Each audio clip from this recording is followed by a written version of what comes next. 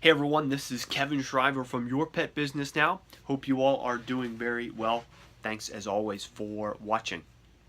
The topic I want to talk to you guys about is the idea of patience and how it relates to perseverance.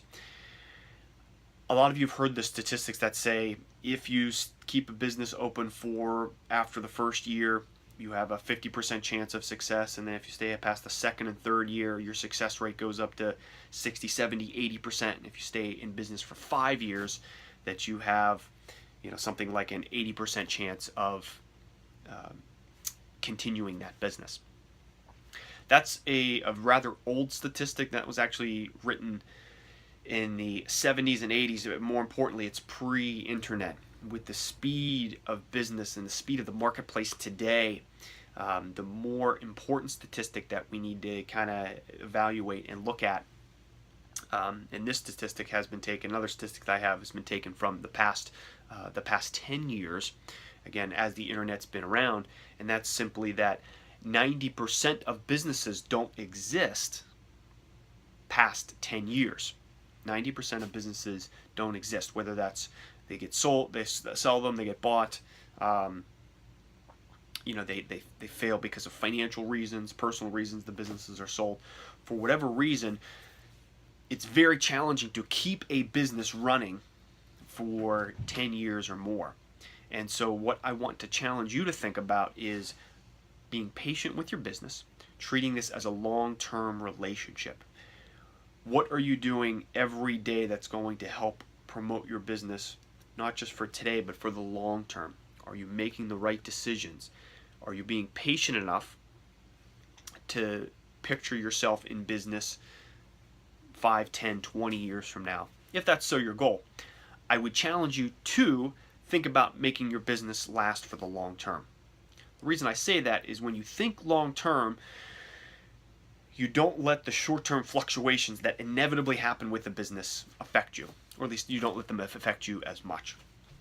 For example, a lot of businesses quit because of financial reasons. They say, I had a bad couple months and I ran out of money.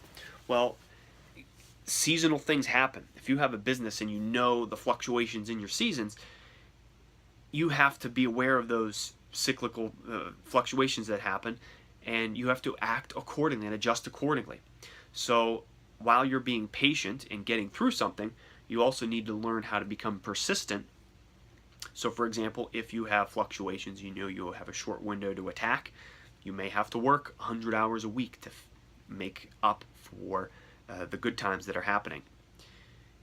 And you may slow down when the slow times, the downturn happens. So being patient enough to weather the seasons is very important, but also being persistent enough and persevering enough to push through so that you can be around for a long time. If you can make decisions, if you can make long-term decisions, you are going to win.